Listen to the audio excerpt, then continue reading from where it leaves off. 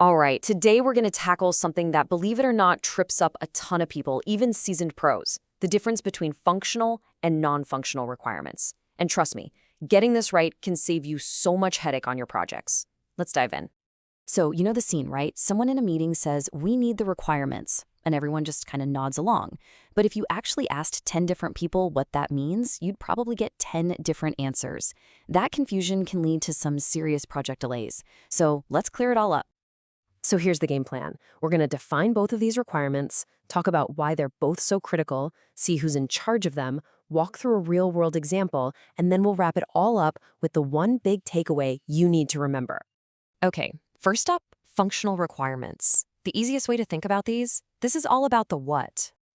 So functional requirements are the core features of a system. Think of them as the verbs. They are the specific actions that it absolutely has to perform to be useful at all. These are basically the promises your product makes to its users. So for example, if we're building an e-commerce site, a functional requirement is super simple. A user can log in. That's a function. Another one is that the system correctly calculates the total in your shopping cart. And another is sending out that confirmation email. See? Each one is a specific, testable action. Okay, here's an analogy I love, and you're not going to forget it. When you order a pizza, your functional requirements are what you specifically ask for. A large pizza, thin crust, with pepperoni and mushrooms. It's the checklist of what makes the pizza, well, your pizza. So at the end of the day, the easiest way to spot a functional requirement is to just ask this one simple question. Is this describing what the system needs to do? If the answer is yes, boom, you've got one. All right, so that's one side of the coin. Now let's flip it over and talk about non-functional requirements. If functional was the what, then non-functional is all about the how well. So these guys, often called NFRs, they don't describe a specific feature or a button you can click. Instead, they describe the qualities of the system. They set the standards for things like performance, reliability, and just the overall user experience. And you'll notice, right? None of these are specific features. They're the conditions the system has to meet. A page loading in under 3 seconds, that defines performance. A 99.9% uptime promise, that defines reliability. Following data rules defines its security. These are the qualities that make a system feel professional and trustworthy. Let's head back to our pizza shop. The toppings and the crust, those were the functional requirements, right? So the non-functional requirements are things like the pizza arriving hot, not all smashed up in the box, and getting to your door in under 30 minutes. It's all about the quality of the service, not just the pizza itself. So here's your go-to test for this one. Just ask the question, is this describing how the system should behave or quality it needs to have? If the answer is yes, then you're definitely in non-functional territory. Okay, so we've got these two categories. But so what? Why does this distinction matter so much?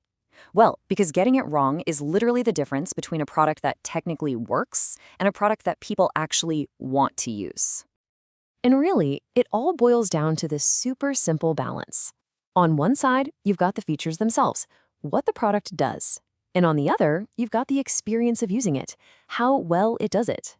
You absolutely need both for a product to be a success. I mean, just think about it. An app can have all the right features. It lets you pick your toppings, put in your address, pay, all the functional boxes are checked. But if it's painfully slow, if it's always crashing, or if it isn't secure, would you ever use it again? No way! The non-functional failures make all the functional successes totally pointless. And this right here, this quote just nails it.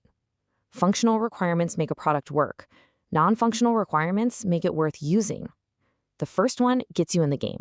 But the second one, that's what makes people choose you, and more importantly, stick around. So who's the person in the middle of all this, making sure we get both sides right? Well, this is where a super key player, the business analyst, or BA, comes into the picture. They're the bridge between the big idea and the technical team that has to build it. So for the functional stuff, the what, a BA is basically the translator. They'll write things called user stories, which are just simple sentences like, as a customer, I want to save my address so I can check out faster next time. They define the clear, testable rules for what done looks like. Now, for the non-functional side, the BA has to put on a different hat. They need to start asking questions like, how fast does this need to be? How secure? Is it accessible for everyone? And crucially, they're the ones who have to turn something vague like, it should be fast, into something concrete and measurable, like, page load time must be under 3 seconds. They make sure this stuff doesn't get forgotten. Okay, pizza is fun, but let's pull all this into a more critical, real-world example. Let's imagine we're building a mobile banking app where the stakes are way, way higher than pizza delivery. And this is where you really see how you just can't have one without the other. The functional requirements are the core actions. You can transfer money, you can view your history, simple. But the non-functional ones are what make you trust it. A transfer that takes 30 seconds feels broken. An act that's down when you need it is a disaster. And an unencrypted transaction, that's a huge security risk. Both are completely non-negotiable. All right, let's bring it all home and boil this down to the one key thing you really need to remember.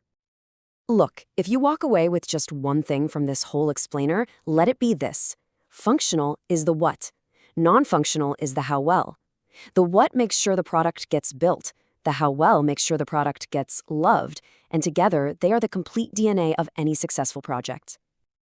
And that's a wrap. But I want to leave you with a question to think about. In your experience, what's one non-functional requirement, like accessibility, or maybe how easy the system is to maintain, that gets forgotten the most, right up until it's too late? Think about it. Thanks for watching.